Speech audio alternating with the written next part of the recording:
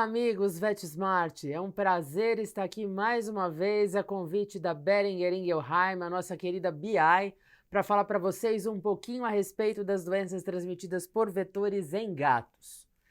Quando a gente vai pensar em doenças transmitidas por vetores, a gente vai pensar em artrópodes que, na tentativa de fazer o repasto sanguíneo em um paciente nosso, vai acabar adquirindo uma doença ou um agente infeccioso do qual ele seja portador e no próximo repasto no indivíduo suscetível, ele faz a transmissão desse agente infeccioso.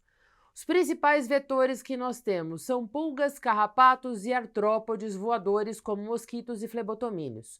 Então a gente pode listar a pulga do gato, que é Ctenocephalides felis, piolhos do gênero Anoplura, carrapatos dos gêneros Rhipcephalus e Amblyomma, e a gente ainda vai pensar em mosquitos como Anopheles, Aedes e Culex, e a lutzomia, principalmente lutzomia longipalpis, que é o principal vetor da leishmaniose visceral no Brasil. Agora, qual é a grande pergunta que não quer calar? Por que prevenir é importante? Por que a gente precisa evitar o contato desses vetores com os nossos pacientes e, eventualmente, até mesmo evitar dos quadros clínicos que a gente pode ter a partir do contato dos nossos pacientes com vetores, nós podemos citar dermatopatias, zoonoses, parasitoses e hemoparasitoses. As dermatopatias não são nosso objeto de atenção na palestra de hoje. As outras doenças, sim, porque elas podem determinar quadros mórbidos graves, quadros mórbidos bastante desconfortáveis e até mesmo a mortalidade dos nossos pacientes. Os agentes que podem ser vetorados para os gatos são principalmente Bartonella henselae, que é a bactéria associada à doença da arranhadura do gato, os micoplasmas hemotrópicos, que são associados a quadros de anemia hemolítica, Babesia, Ehrlichia, que não são tão importantes no Brasil e serão apenas citados no dia de hoje, Dirofilaria imitis, que é a causadora da dirofilariose, ou a famosa doença do verme do coração, a leishmania, principalmente Leishmania infantum, causadora da leishmaniose visceral, e Citausum, que é um protozoário transmitido por carrapato e que pode causar uma síndrome inflamatória sistêmica importante. Quando a gente fala dessas doenças ou quando a gente fala de doenças transmitidas por vetores para gatos, a gente pensa principalmente naquelas que são vetoradas por pulgas e carrapatos.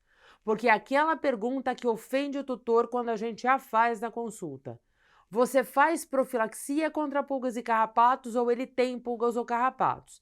Isso acaba sendo até mesmo ofensivo. E normalmente a gente sempre tem uma repetição da mesma resposta. Meu gato não tem pulgas, nunca vi pulgas do meu gato é limpinho, não faço profilaxia e ele não tem pulga porque ele não sai de casa, ou aquela resposta que acaba ficando no meio do caminho. Aplico preventivos a cada 6 meses ou 1 ano. E a gente sabe que isso não é o suficiente para evitar esses processos causados por esses agentes. Quando normalmente a gente pensa em pulga ou carrapato, geralmente esses ectoparasitas eles se escondem. Os locais onde eles mais ficam nos nossos pacientes. Região do pescoço, a região atrás das orelhas, região axilar, na cauda, nas adjacências à cauda, principalmente na face posterior dos membros pélvicos e na face interna das coxas. Portanto, muitas vezes, para a gente identificar ectoparasitas nos nossos pacientes, a gente tem um pouquinho mais de trabalho. Mas vocês sabem que não é infrequente que esse tipo de situação aconteça. Na anamnese você pergunta na possibilidade ou na existência, você recebe aquela negativa e a hora que a gente começa a examinar o paciente, voilá, uma grande quantidade de pulgas ou de dejetos de pulgas nesses indivíduos. E aí, o que normalmente a gente acaba fazendo para convencer o tutor de que elas estão ali é fazer a famosa manobra de Mackenzie. Então, por exemplo, eu sempre atendo os meus pacientes em cima de um tapete higiênico. Faço bastante esfoliação ou massagem neles durante o exame físico.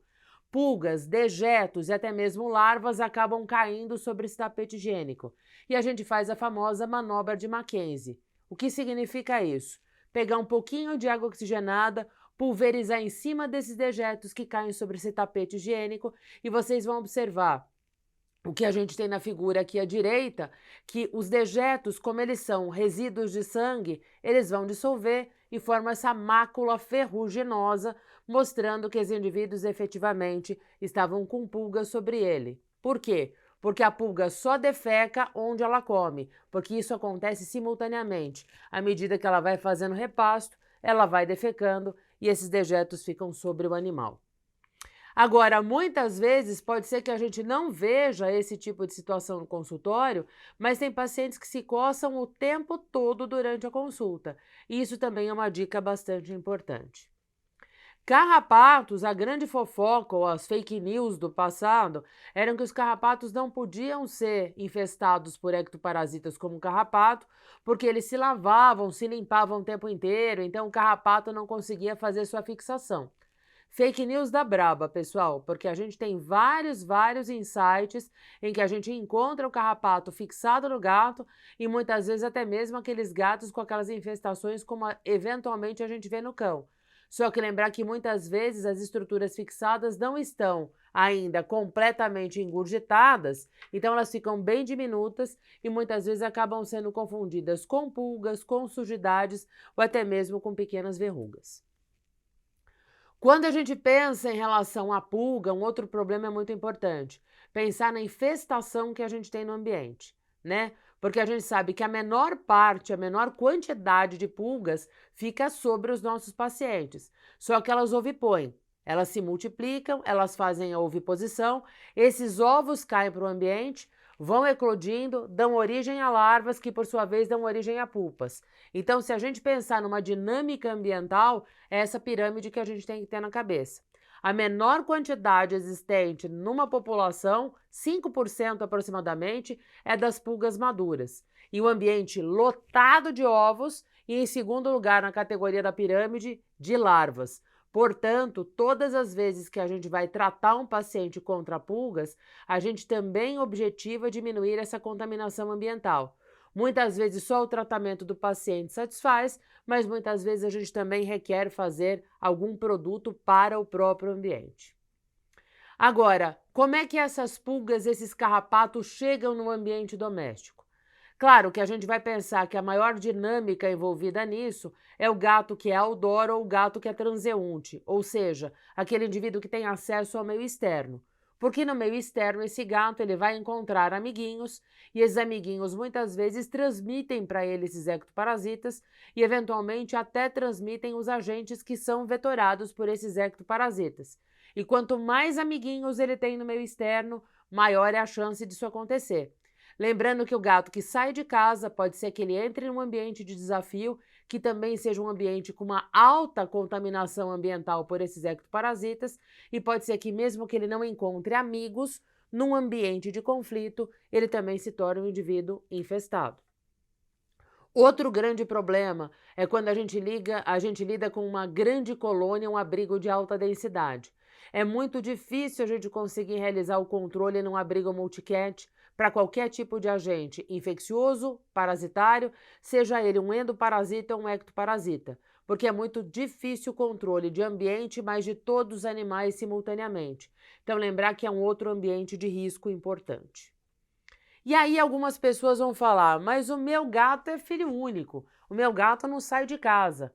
Mas se você sai de casa, mesmo que o seu gato não saia, pode ser que você seja o indivíduo que traga esse ectoparasita para ele.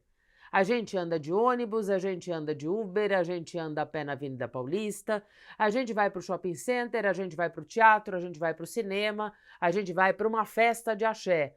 Não importa. Várias pessoas juntas ao mesmo tempo, ambientes que podem ter parasitas trazidos por várias outras pessoas e, eventualmente, a gente também leva para o ambiente doméstico. E não se esqueçam que carrapato é nidícola, carrapato forma ninho.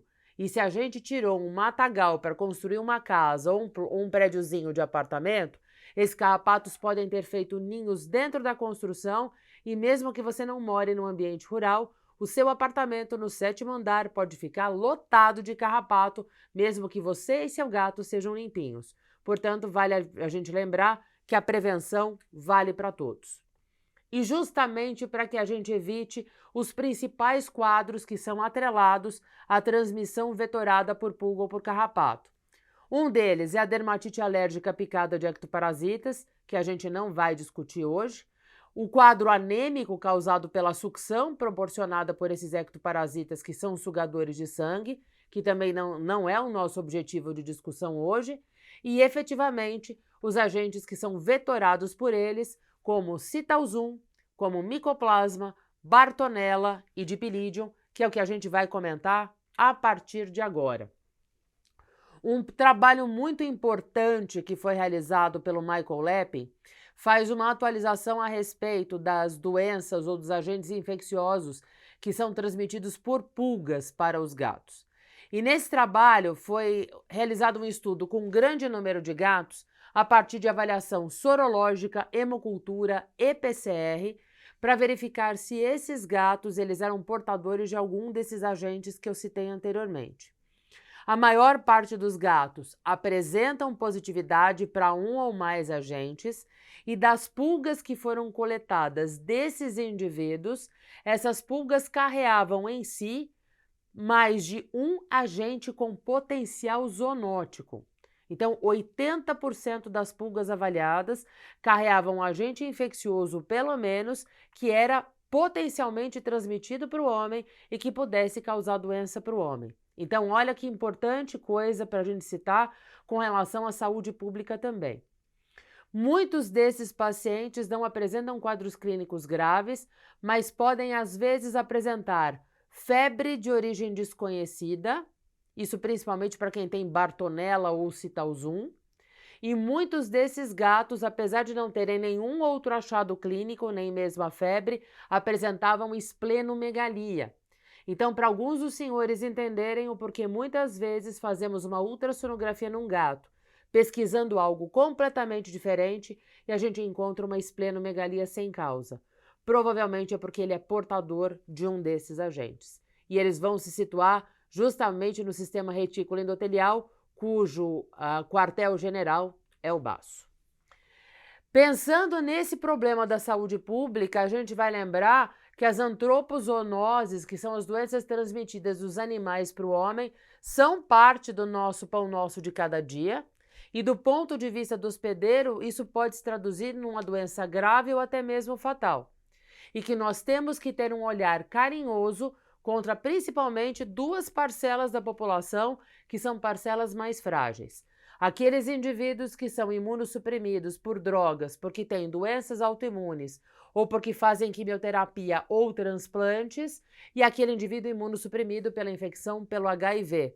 Lembrando que a AIDS corre entre nós de uma forma muito mais avassaladora do que na década de 80, principalmente em dois grupos populacionais. O grupo que está descobrindo a vida entre os 19 e 23 anos de idade, sem responsabilidade nenhuma, e aqueles indivíduos com mais de 50 anos que descobriram o Tinder porque agora estão divorciados.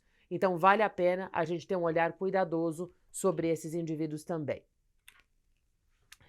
E muita gente vai perguntar, Malê, se a gente tem tanto gato positivo para esses agentes, por que eles não apresentam manifestações clínicas? Por que eles só têm aquele baço aumentado? Por que o gato não se comporta como cão? O que no sistema imune do gato é diferente? Bom, pessoal, o sistema imune do gato ainda é um mistério para todos nós.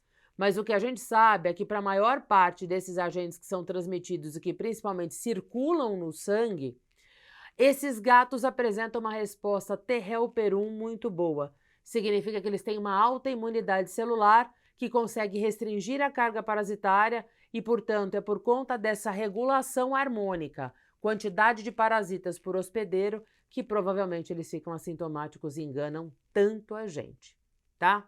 Mas tem gato que vai dar BO, porque talvez esse sistema imune não esteja tão bom e essa carga parasitária acabe ganhando um vulto um pouco maior. É aí que a doença começa a acontecer. Bom, quando a gente começa a falar a respeito dessas doenças que são transmitidas pelos vetores, então, a gente vai fazer uma sequência lógica, tá? Comentar um pouquinho da pulga, comentar um pouquinho do carrapato e aí comentar um pouquinho daquelas que são transmitidas por aqueles mosquitos ou flebotomíneos. Então, a gente vai começar com a mais importante. A mais importante delas se chama micoplasmose hemotrópica, porque são micoplasmas, espécies de micoplasmas, que na verdade vão se multiplicar nas hemácias do gato, ou seja, nos seus glóbulos vermelhos. A gente tem basicamente duas espécies que são importantes no Brasil. Mycoplasma haemophilus, que eu coloquei de um tamanho maior essa escrita, para a gente entender que esse, toda vez que entra em contato com o gato, não importa se o gato seja imunocompetente ou imunossuprimido, esse cara vai causar doença. Eu chamo ele de micoplasma vampiro. E ele vai ser o responsável por anemia aguda em 30% dos gatos que apresentem anemias regenerativas. Então, ele é extremamente virulento e potencialmente fatal. Ele que vai causar o quadro que vocês veem nessa gatinha que a gente tem aqui na foto, apresentando essa palidez de mucosas tão importante com subicterícia. A gente tem um outro micoplasma, que é o Candidatus mycoplasma hemominutum, e o micoplasma hemominutum, normalmente, ele só causa doença em gatos que são imunossuprimidos, ou que têm uma carga parasitária muito grande adquirida num curto intervalo de tempo. Tipo aquele gato persa que mora no 13º andar num apartamento nos Jardins, em São Paulo, que foge, vai para o meio da rua, dá um rolezinho no centro da cidade e volta todo infestado de pulga em 24, 48 horas, tá? A única questão que fica agora é que o questionamento é que será que a pulga é o principal envolvido na transmissão desse micoplasma? Parece que não, apesar da pulga atuar como vetor, aparentemente a maior parte dos gatos tem adquirido a infecção a partir de interações agressivas entre gatos, ou seja, a mordedura, tá? Mas mesmo assim, como ela foi o vilão secular, a gente vai ficar de olho nela e a gente vai considerar a transmissão por ela também. O que eu estava comentando com vocês é que Mycoplasma haemophilus entrou, efeito vampiro, vai causar anemia, vai causar uma crise hemolítica aguda, mas graças a Deus ele é o menos prevalente que a gente vai encontrar. Candidatus Mycoplasma hemominutum, responsável por 70 a 90% das micoplasmoses aí nos gatos. Em gatos sadios ele é comensal, ele apenas está ali presente sem causar absolutamente nada, a não ser que esse indivíduo tenha um fator de imunossupressão. Mais importante é a infecção pelo vírus da leucemia felina, mas a gente vai lembrar que gatos que tenham quadros mórbidos graves, como processos sépticos, eventualmente até mesmo quimioterapia, também podem desenvolver a doença causada por esse micoplasma. Então eu chamo ele de incrível Hulk. Ele é o David Banner, na maior parte dos gatos, mas se ele ficar muito nervosinho, ele ganha força, ele ganha ira, e aí ele tem um potencial destrutivo e causa doença grave. Todo gato com micoplasmose, ou seja, todo gato que apresente anemia hemolítica, deve ser testado para FeLV, e a gente vai achar aproximadamente 50% desses gatos positivos para FeLV no momento em que eles façam a crise da micoplasmose, ou seja, a crise hemolítica associada a esse agente. Vale lembrar que além da mordedura que eu comentei com vocês, que tem sido postulada como principal causa de transmissão desse agente, a transfusão sanguínea, que é um ato de amor e de cuidado, quando não realizada de forma responsável, também pode transmitir esses agentes para o sangue dos nossos pacientes. O micoplasma, o que ele causa? Dois componentes hemolíticos, um componente extravascular mediado pelo baço e um componente intravascular mediado por anticorpos e também pela ativação do complemento. Então esse indivíduo ele pode ter tanto características de uma crise hemolítica extravascular como de uma crise hemolítica intravascular. E aí a tradução que a gente tem disso normalmente é uma anemia altamente regenerativa. Então a partir do momento que a hemólise aconteça, se esse indivíduo tiver uma medula saudável, a gente sabe que em 3 a 5 dias ele vai apresentar macrocitose e hipocromia. Vale sempre fazer a contagem de reticulócitos agregados, que vão ser uma marca importante dessa regeneração. Para ter certeza se é o micoplasma que está causando isso, nós podemos fazer uma pesquisa de hematozoários no esfregaço de sangue, o esfregaço a fresco, sem EDTA é melhor, porque lembra, o micoplasma ele fica na superfície da hemácia e quando ele entra em contato com o anticoagulante, ele pode se despregar, então ele faz o nosso teste perder sensibilidade, mas a gente também pode fazer PCR principalmente PCR quantitativo, para entender qual é a carga infectante desses indivíduos, tá? Lembrando que 50% dos gatos que fazem a pesquisa pelo esfregaço, a gente não vai encontrar o micoplasma e a negatividade na pesquisa de hematozoário no esfregaço não exclui a possibilidade. Então, se o tutor não tem como arcar com PCR e a gente só faz a pesquisa pelo esfregaço, se ele der negativo, mesmo assim a gente trata. E o segredo é que a hora que a gente trata, ele tem que melhorar no intervalo de 48 horas, tá? Lembre-se que micoplasmose hemotrópica não causa trombocitopenia, e a principal causa de trombocitopenia dos gatos é artefato de coleta.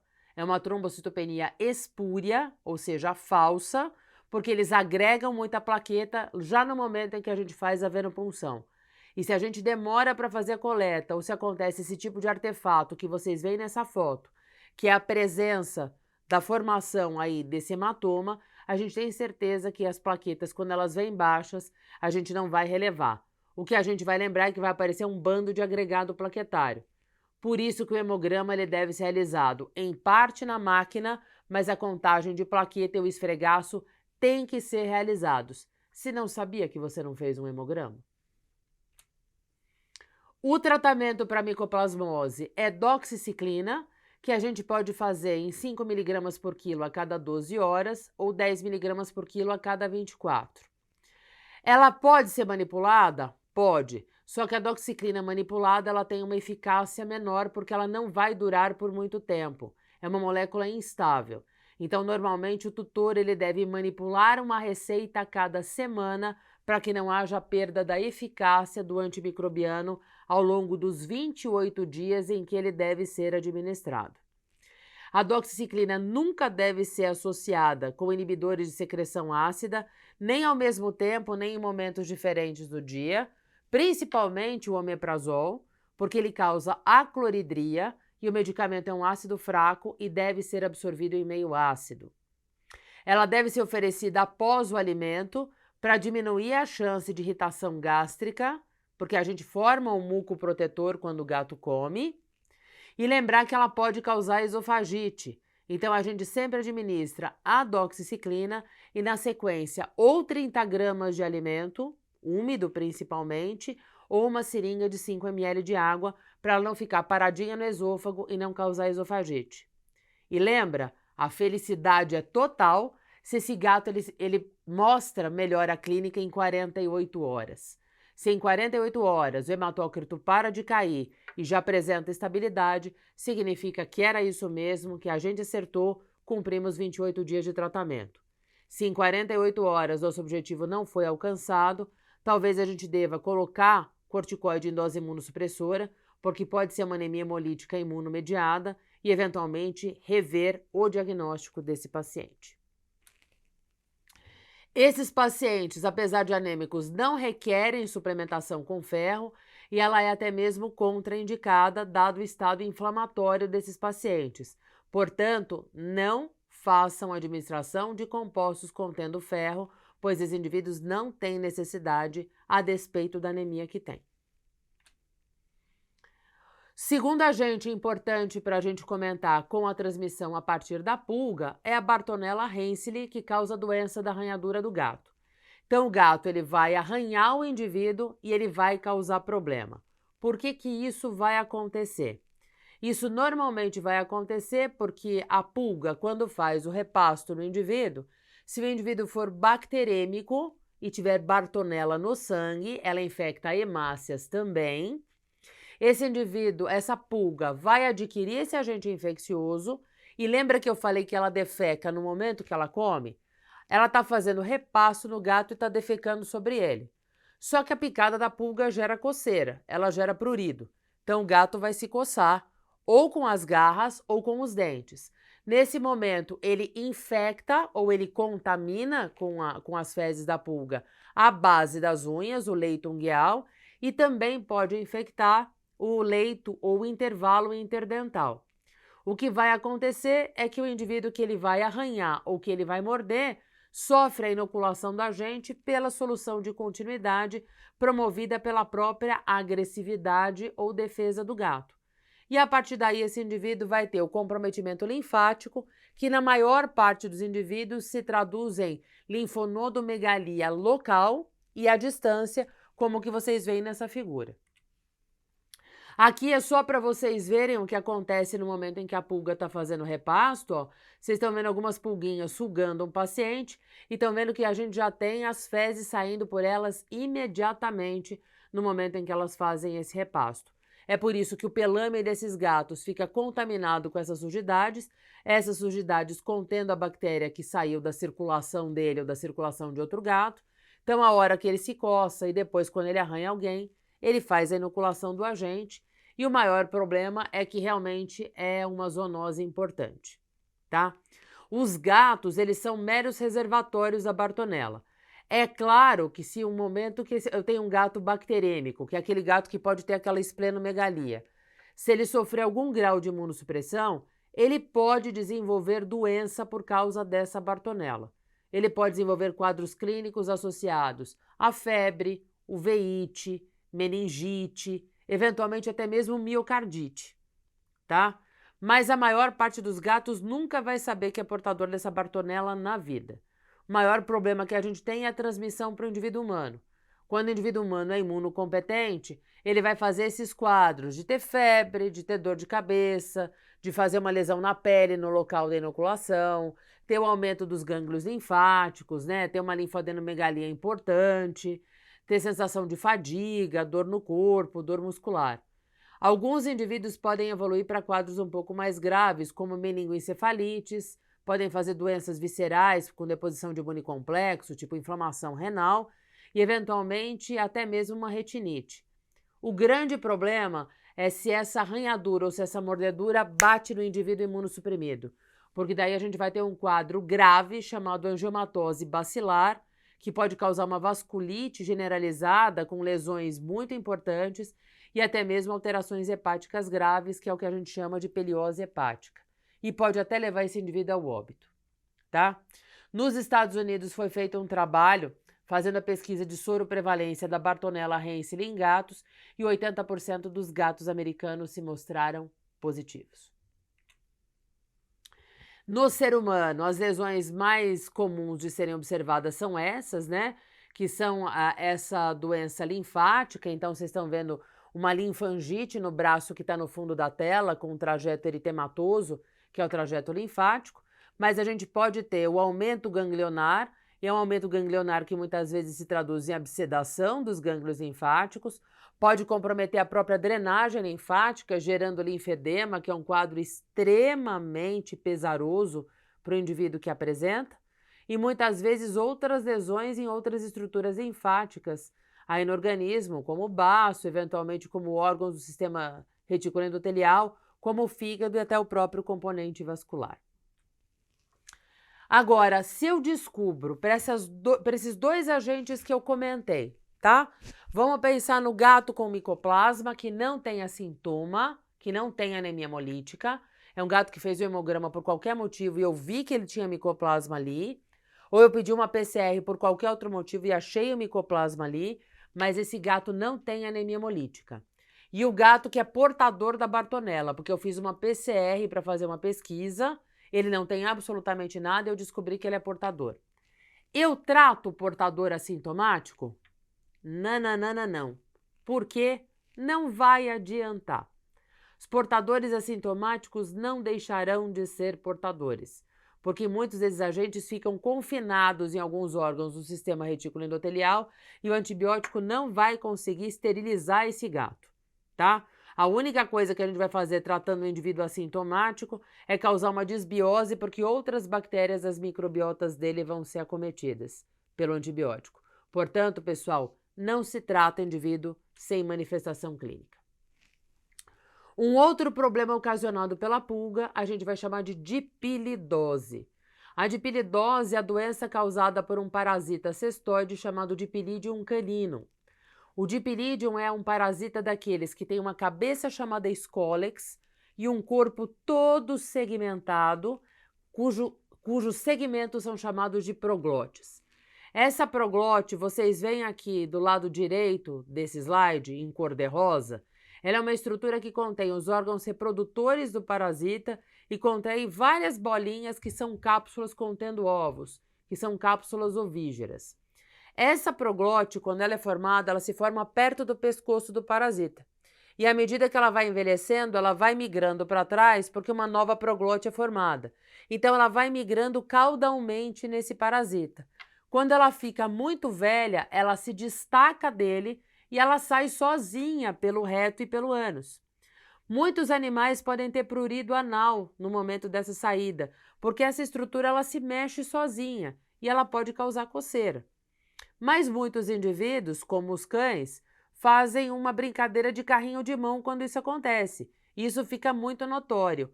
O gato ele é muito mais lorde, até para coçar o ânus. Então ele não vai brincar de carrinho de mão como brinca o cachorro, mas normalmente ele vai fazer uma lambedura excessiva da região do períneo.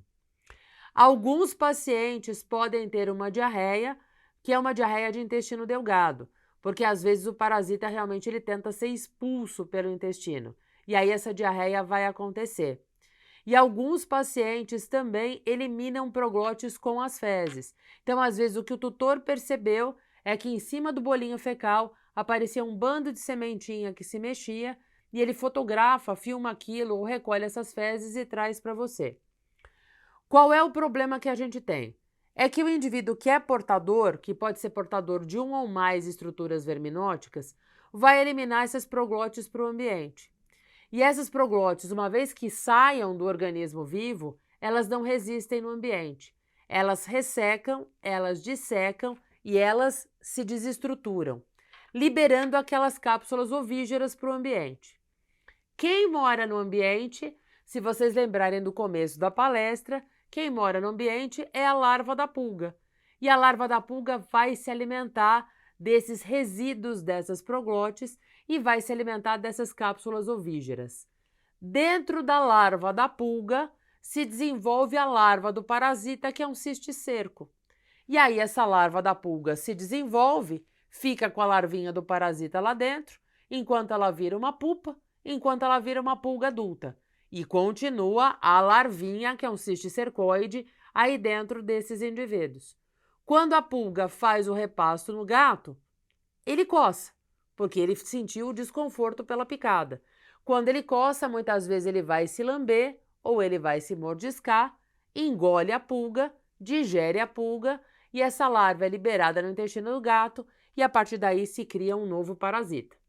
Então a gente vai lembrar que pelo ato do prurido, por conta da picada da pulga, o gato pode fazer a ingestão da mesma e pode adquirir essa verminose, tratada exclusivamente por um princípio ativo chamado praziquantel. E não adianta só tratar o dipilídium. A gente vai ter que lembrar que se a pulga está associada, eu tenho que tratar o combo. O dipilídium do gato, a pulga do gato e a pulga presente no ambiente, uma vez que tem que ter larva nesse ambiente sendo infectada pelo parasita que estava saindo pelo gato. Então a gente tem que trabalhar nesse ciclo em totalidade. Vale lembrar que pode ser uma zoonose também, que não causa mortalidade no homem, mas pode causar uma diarreia bem importante e desconfortável, principalmente nas crianças, tá? Bom, pulando de pato para ganso, vamos pensar agora no que nosso amigo carrapato faz. Nosso amigo carrapato pode transmitir para o gato um agente chamado citosum. Esse citosum nos Estados Unidos é conhecido como a espécie de Citosum felis. No Brasil não é essa espécie que a gente tem. É uma espécie que ainda está em classificação, mas que é um primo distante quando a gente pensa no código genético. É uma variante completamente diferente daquela que a gente tem na Europa e que a gente tem nos Estados Unidos. No Brasil, a gente desmerecia o citosum, primeiro porque a gente não conhecia aqui o Citosum felis e segundo porque o vetor existente nos Estados Unidos, que é o amblioma e o dermacentor, a gente não tem aqui. Mas aqui a gente tem o amblioma cagenense, nos Estados Unidos é o amblioma americano. Então, atualmente a gente sabe que o amblioma cagenense, ele faz o transporte desse parasita entre diferentes felídeos, que o problema começa dentro de uma zona silvestre, em felídeos silvestres, e a partir daí a infecção do carrapato, proporcionando a infecção de gatos urbanos, inicialmente que vivam na perimata, que vivam em zonas rurais, mas atualmente já se expandindo para as grandes cidades. Portanto, é uma doença infecciosa emergente com distribuição geográfica em expansão. Claro que os gatos ambulantes são aqueles que têm maior risco de infecção, justamente porque nós estamos falando de um carrapato, que é um carrapato mais do meio do mato e mais rural mesmo, mas lembrando que a gente tem uma confluência muito grande na atualidade da zona rural, da zona urbana e da mata, justamente por causa da construção desses condomínios fechados que desmatam ambientes e esses carrapatos acabam se adaptando ao nosso próprio domicílio. Vários trabalhos realizados no Brasil mostram a presença desse Citausuum em diferentes espécies de felinos, pequenos, grandes, domésticos ou silvestres, e a gente sabe que no Brasil, atualmente, a gente acredita que pelo menos 50% dos felídeos do território nacional sejam infectados por essa estirpe de parasita. A maior parte dos gatos infectados não tem manifestações clínicas, são portadores assintomáticos, mas que atuam como fonte de infecção para novos carrapatos que, por sua vez, podem vetorar esse agente para outros gatos. Se o sistema imune do gato não é um sistema imune muito ok, esse gato ele pode ficar gravemente enfermo e muitas vezes até pode evoluir para o óbito, porque a doença causada pelo Citausuum é bem grave. O que vai acontecer é que o carrapato que foi infectado, quando ele faz o repasto num gato suscetível, ele acaba fazendo a inoculação do agente, esse agente cai na corrente sanguínea, vai ser fagocitado por macrófagos e monócitos e vai determinar um processo de vasculite. Por quê?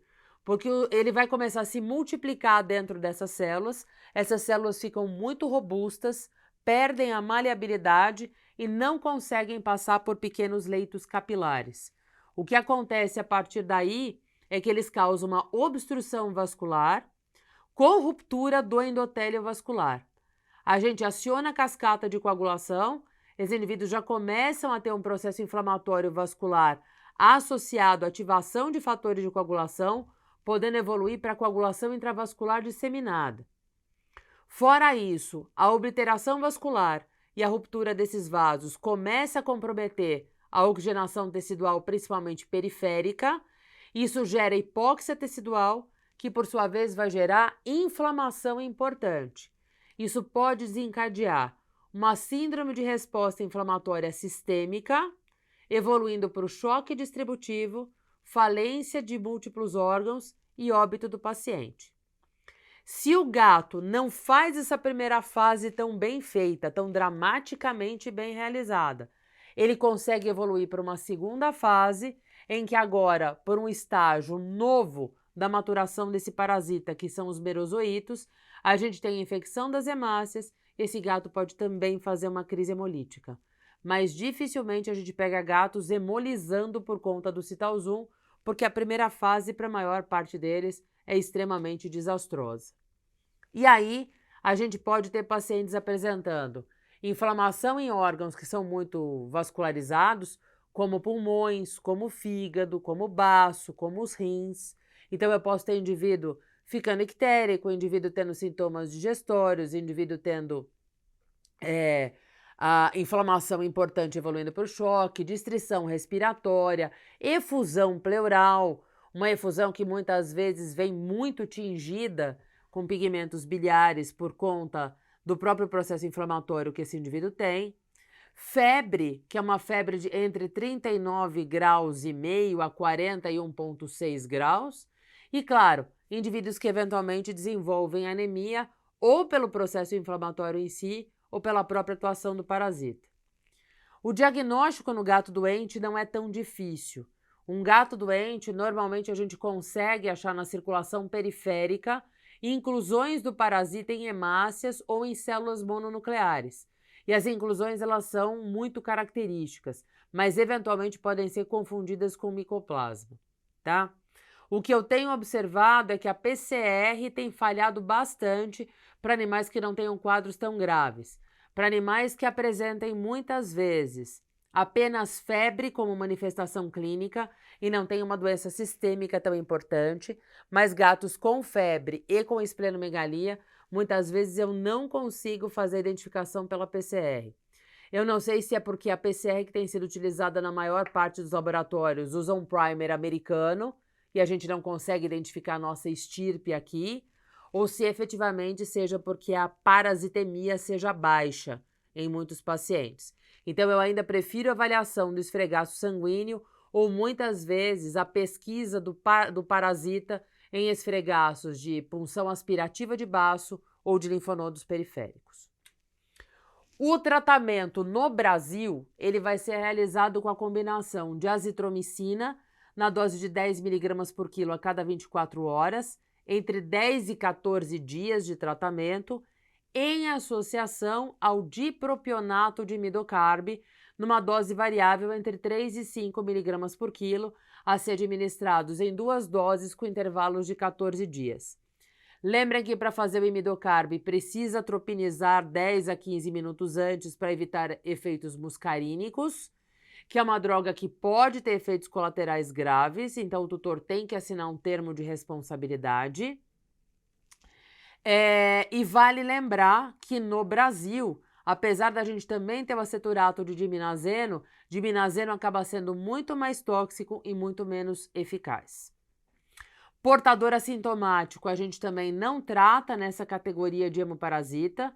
Se vocês fizerem um hemograma de um gato e identificarem o citalzum, lembrem que ele também não tem indicação de tratamento, só se trata o indivíduo que apresenta doença clínica, porque a gente também não vai conseguir tirar o gato do estado de parasitemia, tá? E é muito importante lembrar que também todo o suporte de internação e para tudo que seja necessário para o quadro clínico apresentado pelo paciente deve ser proporcionado para ele também. Finalmente, a gente saiu dos ectoparasitas e a gente vai comentar a respeito desses artrópodes voadores. Então, para a gente encerrar o nosso processo, a gente vai lembrar de outras 2 doenças importantes que são vetoradas, como a dirofilariose e a leishmaniose visceral. A leishmaniose visceral ela é causada por um protozoário chamado Leishmania infantum aqui no Brasil.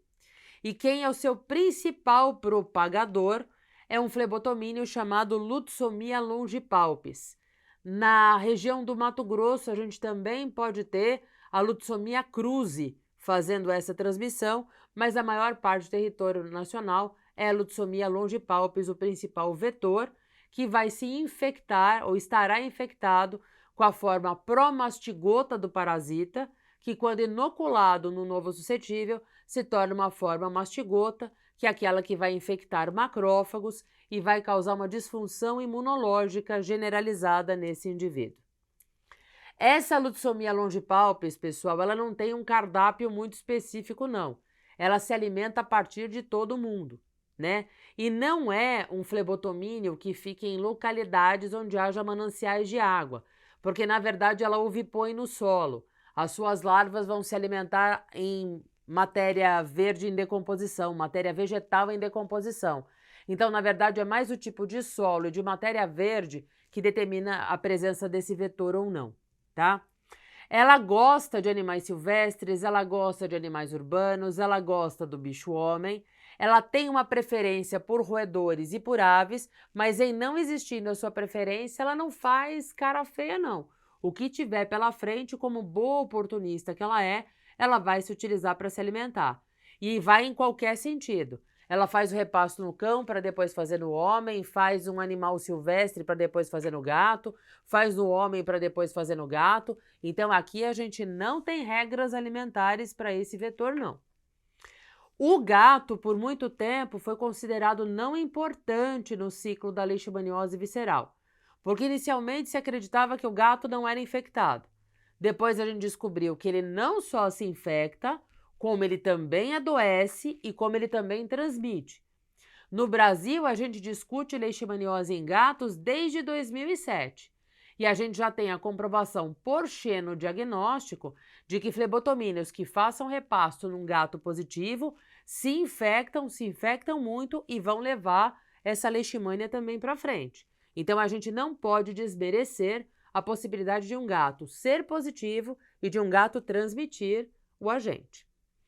A infecção proporcionada por carrapatos, ela já foi confirmada em cães, ela não tem tanta força como tem, com certeza, a infecção proporcionada pelo flebotomínio, mas existe a possibilidade. Se existe a possibilidade para o cão, também existe a possibilidade para o gato, e o Rhipcephalus sanguineus, que é o nosso campeão de audiência como carrapato no Brasil, ele entra aqui mais uma vez como uma possibilidade nesta transmissão. Existem outras formas de transmissão da leishmaniose, como a transfusão de sangue, a transmissão transplacentária e até mesmo a transmissão sexual. Mas quem ganha maior força para a espécie felina, indubitavelmente, é a transmissão proporcionada por vetor. A gente lembra que, com relação a isso, a gente considera várias regiões endêmicas do Brasil, mas a gente vai lembrar que leishmaniose não tem fronteiras. Nós temos diagnosticado cães na cidade de São Paulo, mesmo numa zona muito longe da periurbana, mesmo em regiões mais centrais da cidade. Portanto, pessoal, sempre deve ser pesquisada a leishmaniose em gatos que apresentem o que eu vou mostrar a seguir. Os fatores de risco para o gato. Principal fator de risco é o acesso ao meio externo de novo. Por quê? Porque quando ele vai para o meio externo, além dele poder frequentar locais onde existe o flebotomínio, gatos que normalmente vão para a rua para fazer um rolezinho, eles querem caçar. E quem quer caçar, o gato que quer caçar, o que ele quer caçar? Roedores, que é a principal fonte alimentar, junto com as aves, a Lutsomia longipalpis. Onde há roedor, há lutsomia. Se o gato vai atrás desse roedor, ele encontra a lutsomia. Se ele encontra a lutsomia, ele encontra a leishmania. Qual é o momento em que o roedor tem sua maior atividade? À noite. Qual é o momento, portanto, que o gato tem sua maior atividade? À noite. Gato que sai à noite para caçar, acha mais rato. E qual é o momento de maior atividade de alimentação da Lutsomia longipalpis? Entre 19 e 23 horas. Significa que a gente fechou o combo completo do azar para esse gato se infectar. Não se esqueçam que quando a gente tem um acúmulo muito grande de animais, voltando àqueles abrigos de alta densidade, a gente também tem um maior acúmulo de matéria orgânica. Quanto mais animal junto, quanto mais matéria orgânica junto, mais atraente fica esse ambiente para a aproximação da Lutsomia longipalpis também. Portanto, mais uma vez, o acúmulo de gatos no mesmo ambiente se torna um importante fator de risco para um agente infeccioso. 50% dos gatos infectados apresentarão apenas quadros dermatológicos, ou seja, dermatopatias nodulares, nódulos ulcerativas, granulomatosas, que vão ser confundidas com micobacteriose, com as micoses sistêmicas, com neoplasias cutâneas, com lesões dermatofíticas granulomatosas. Portanto, todas as vezes que há lesão cutânea crônica num gato, sempre a gente deve pensar que a gente tem que pesquisar a leishmaniose. Segundo quadro mais prevalente no gato com leishmaniose visceral são as oftalmopatias, principalmente as conjuntivites granulomatosas e as uveites, tá? Então, 30% dos gatos com leishmaniose visceral apresentam apenas uma oftalmopatia como manifestação clínica, também requerendo uma investigação. Gatos que não sejam tão imunocompetentes ou fases mais avançadas da infecção vão levar a doença visceral da mesma forma como a gente tem no cão, com todas aquelas características muitas vezes, lembrando que a doença renal crônica é um momento terminal também do gato com leishmaniose visceral, porque ele faz uma glomerulonefrite que acaba evoluindo para uma doença renal crônica. Muitos gatos com leishmaniose visceral vão apresentar dispneia, secreção nasal crônica, então o diferencial da rinite crônica em gatos é a leishmaniose causando doença granulomatosa. E lembrar que 1/4 dos pacientes com gengiva estomatite em regiões endêmicas tem gengiva estomatite granulomatosa pela presença da leishmania em cavidade oral. Então, isso é muito importante. Aqui só para vocês verem outras apresentações da leishmaniose, que são a gengiva estomatite no gato da esquerda, lesões nasais granulomatosas no gato da direita no quadrante superior e um granuloma sublingual no gato no quadrante da direita inferior. Para fazer o diagnóstico, é claro que eu preciso fazer uma avaliação laboratorial completa desses gatos para entender como é que está o estado geral deles. Pode ser que eu tenha indivíduos apresentando alterações hematológicas, como anemia, leucocitose, leucopenia, até mesmo trombocitopenia. Tem indivíduos que podem fazer aplasia de medula por conta da leishmaniose. Tem gatos que não têm alteração alguma. Alguns podem ter alteração da bioquímica hepática, da alteração bioquímica renal, dependendo do processo de cada gato.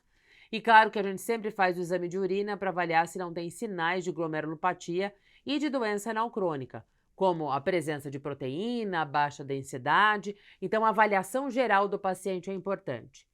Laboratorialmente, muitas vezes, o que vai ser mais importante para a gente é a realização também do parasitológico, né? Avaliar se esses gatos apresentam a presença do parasita em órgãos do sistema retículo endotelial, como baço, linfonodos ou fígado, material obtido por punção aspirativa por agulha fina, e muitas vezes até a coleta da medula óssea para verificar se esses gatos não têm o parasita na medula óssea.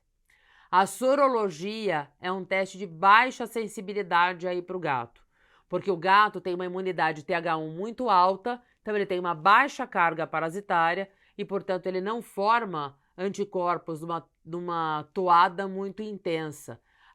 O título de anticorpos para gatos com leishmania acaba sendo um título baixo, que não bate muitas vezes no cutoff do teste. Então é por isso que o teste de escolha é o parasitológico. Mas muitas vezes, pelo fato deles terem baixa parasitemia, a gente também tem um parasitológico que talvez não seja tão sensível. Para aumentar a sensibilidade do teste, muitas vezes a gente coleta o material e encaminha para fazer imunohistoquímica, porque a imunohistoquímica acaba sendo mais sensível para a identificação do parasita em linfonodo, em baço, em fígado e na medula óssea.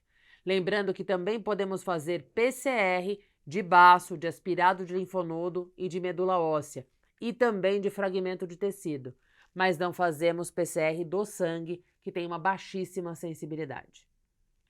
Com relação ao tratamento, o gato ele comemora porque nunca houve uma proibição do tratamento do gato, já que tudo que foi publicado até hoje fala apenas do tratamento para os cães. Então, teoricamente, o tratamento para o gato seria um tratamento mais tranquilo para ser realizado. O problema é que gato é gato, né, pessoal?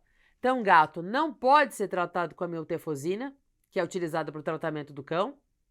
O antimoniato de hemoglobina, a gente vai ter alguns trâmites legais aqui no Brasil, apesar de não ser proibido para o gato, mas o grande problema é que a dose para o tratamento do gato com antimoniato de hemoglobina na literatura é uma dose muito variável e ainda faltam estudos de eficácia e de toxicidade para a espécie. Então, o que a gente faz é o tratamento abaixo da linha tratamento aqui nesse slide, que é o tratamento vamos tapar o sol com a peneira.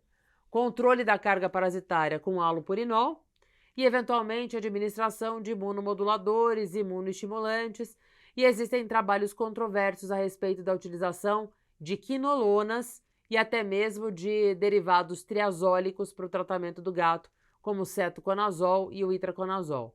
Portanto, a gente ainda fica num limbo científico, a gente ainda fica um pouco mais perdido, mas existem algumas tentativas que podem ser realizadas. Resta para a gente controle e prevenção.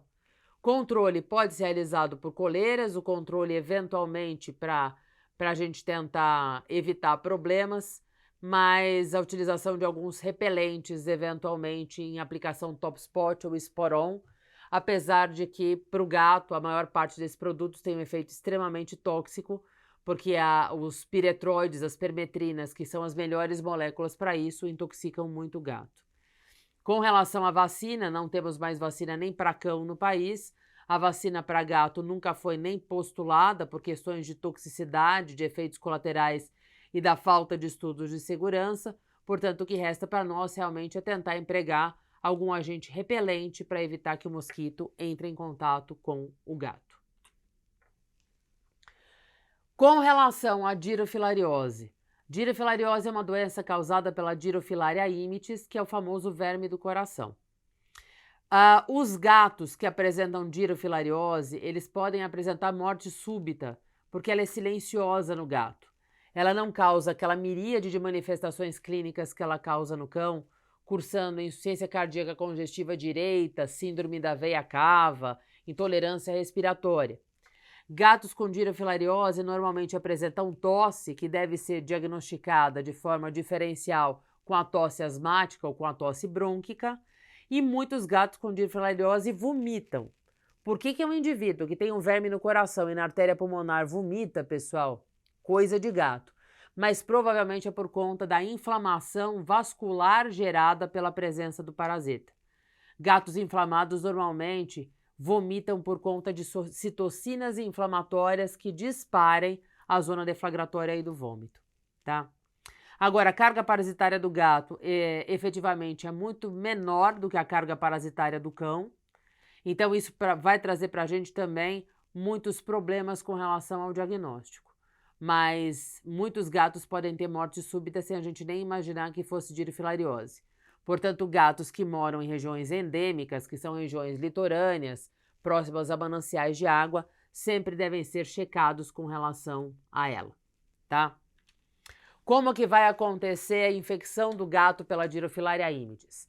A gente vai ter um mosquito sugador de sangue, uma fêmea hematófaga, que normalmente ovipõe em regiões lacustres, em regiões de mananciais de água, por isso que o litoral, por isso as regiões que têm lagos, lagoas, riachos são mais periclitantes.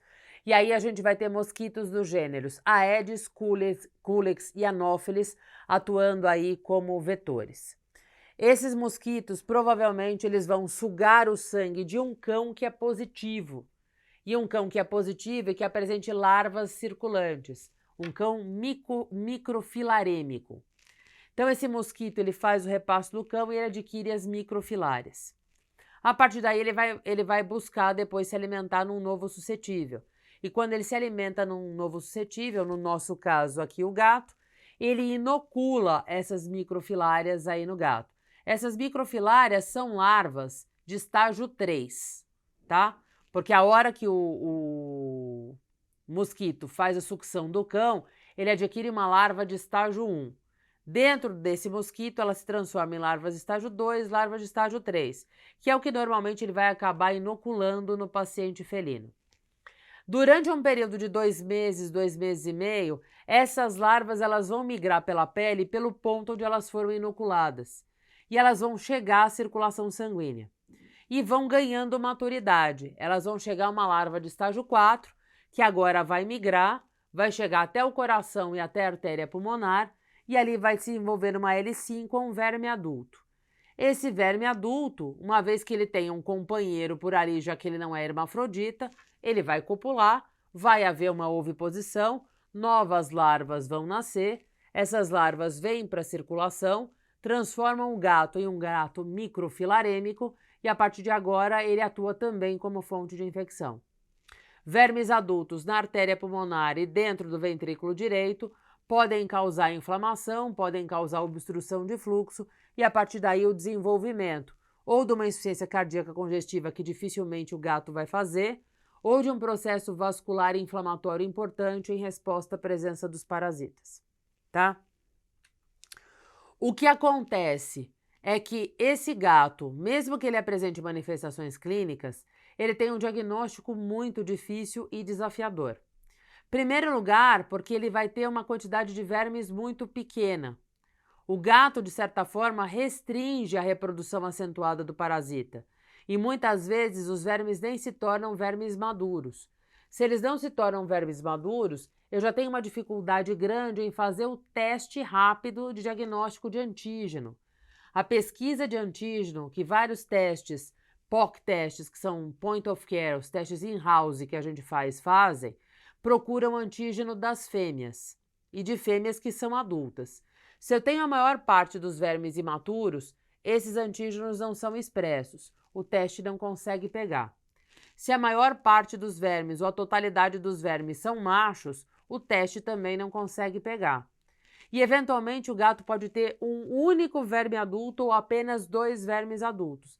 Então, essa sensibilidade se perde. Ah, vamos fazer pesquisa de microfilária. Gatos raramente são microfilarêmicos justamente porque eles não vão ter vermes fazendo cópula, oviposição e o nascimento de novas larvas. Então, se a gente falar que vai fazer um teste de NOT, um teste de NOT modificado, um teste de pesquisa de microfilária circulante, a gente também vai dar com os burros na água. Sobra o que para a gente brincar? Eventualmente, fazer um teste de pesquisa de anticorpos pareado com uma pesquisa de antígeno, só que teste de anticorpos no Brasil não é uma coisa frequente de se encontrar, e muitas vezes a ecocardiografia. E a ecocardiografia mostrando a presença do parasita dentro da artéria pulmonar ou dentro do coração direito.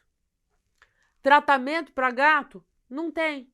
Não temos uma droga filaricida para gato. Gato não pode fazer tratamento com melarsomina, por exemplo. Existem protocolos de tratamento com lactonas macrocíclicas, como a milbemicina, ivermectina, selamectina, moxidectina e com as isoxazolinas. Mas para gatos a gente não tem segurança, para gatos a gente não tem estudos de dosagem, então, portanto, o tratamento para o gato é mais difícil. Uma possibilidade muitas vezes é fazer a remoção mecânica dos vermes, que se faz a partir de uma sondagem da veia cava, chegando até o coração, para fazer a retirada aí desses parasitas. Muitas vezes é possível fazer isso de forma eficaz, algumas pessoas fazem isso muito bem. Existem pessoas que trabalham em regiões endêmicas que fazem isso com a mão nas costas. Mas, de verdade, para o gato, o maior desafio que a gente tem é diagnóstico e tratamento. Portanto, a gente vai brigar pela prevenção. Parasitas como Babesia, Ehrlichia e Anaplasma, que podem ser transmitidos por carrapatos para cães e, eventualmente, também para os gatos, no Brasil a gente não tem estudos de prevalência tão importante.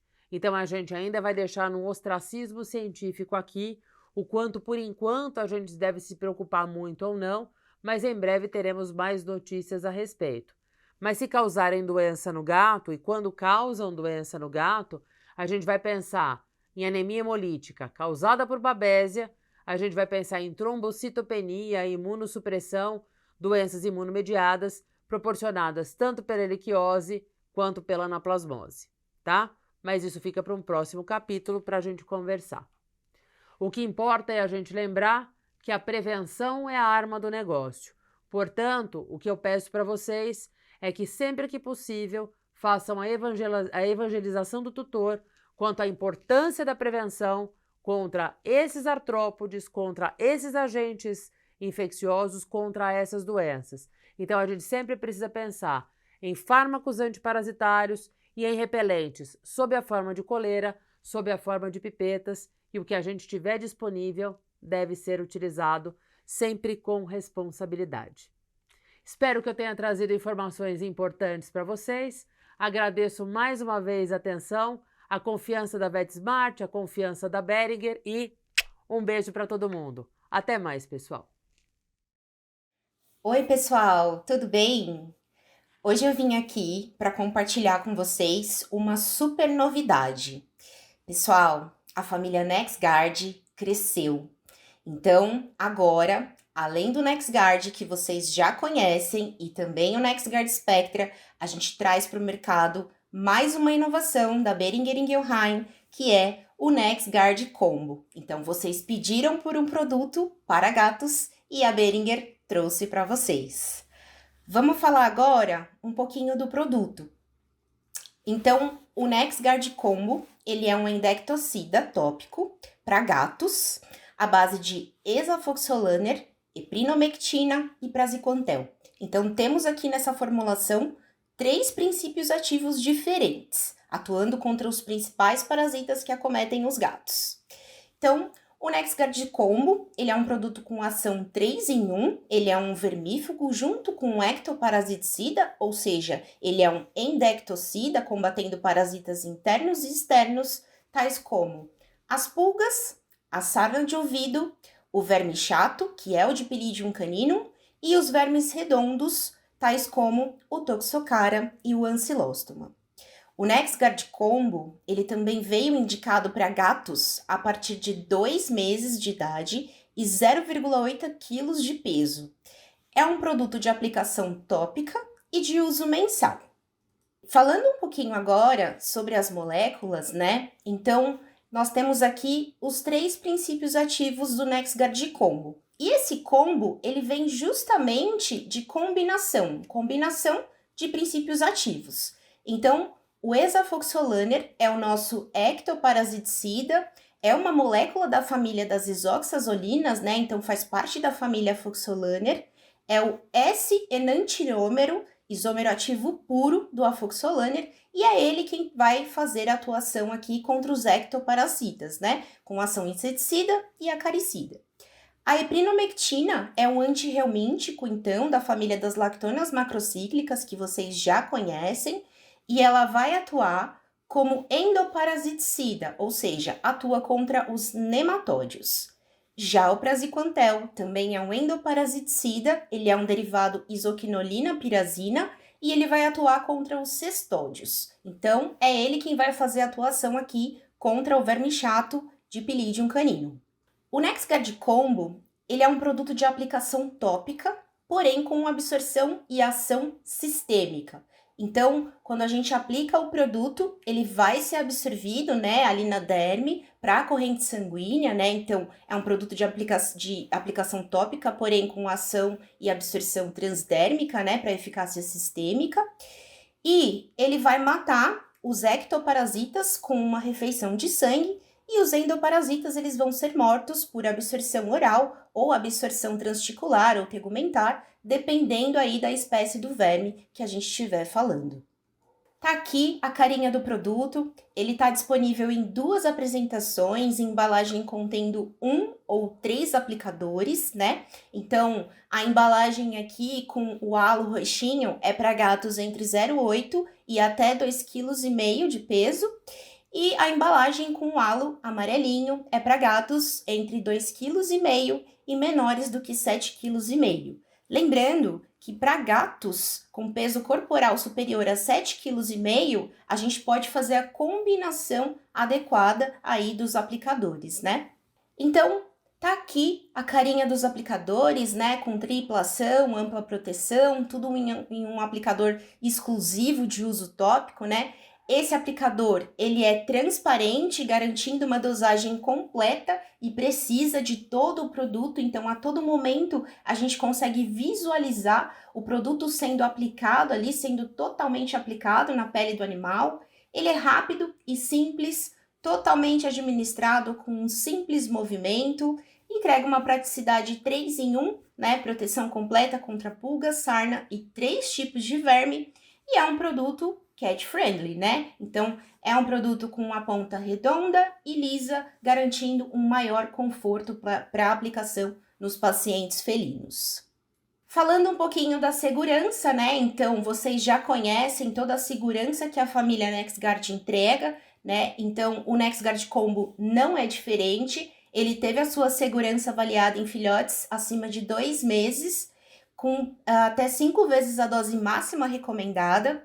É um produto seguro para uso mensal, então nos estudos de segurança foram feitos tratamentos consecutivos com intervalos aí de 4 semanas. E nós também temos estudos de segurança, né, para fêmeas gestantes e lactantes, com até 3 vezes a dose máxima de exposição, sem eventos adversos para as fêmeas ou para os seus filhotes.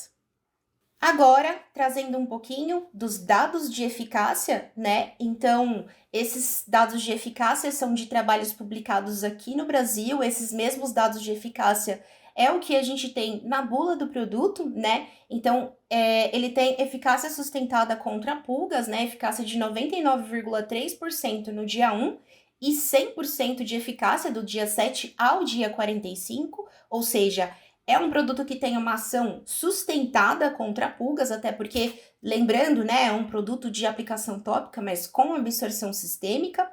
Ele tem alta eficácia no tratamento da sarna de ouvido, causada pelo parasita Otodexis cynotes. Então, já é eficaz em 14 dias após o tratamento, com 100% de eficácia curativa em 30 dias após o tratamento. tem eficácia também acima de 96%, tanto contra o ancilóstoma, tanto quanto o toxocara, né? Então, acima de 96% logo na primeira administração, comprovando eficácia em dose única, e contra o Dipylidium canino, então, eficácia acima de 93% logo na primeira administração, também comprovando eficácia em dose única contra esses parasitas. Então, é um e pronto, agora para gatos, né? E aqui, só reforçando os principais atributos do produto. Então, ele é indicado para gatos adultos e filhotes a partir de 2 meses e apenas 0,8 kg de peso, é de uso mensal, é fácil de aplicar, porque ele tem um aplicador exclusivo de uso tópico, tem ação sistêmica, então vai permanecer circulante aí na corrente sanguínea, é uma combinação exclusiva de 3 princípios ativos, né? E aí um ponto importante que precisa ser reforçado é que o Esafoxolaner, ela é uma isoxazolina formulada especificamente para gatos, protege, né, com uma proteção premium aí com ação 3 em 1 contra pulga, sarna e vermes, incluindo Dipylidium canino, é seguro para fêmeas gestantes e lactantes, e entrega uma proteção avançada com praticidade e conveniência para o tutor. E como já é de conhecimento da classe médica científica veterinária, nós também temos diversos trabalhos publicados aí com ações off-label do NexGard Combo, né? Então, por questões regulatórias, nós não temos esses parasitas em bula, né?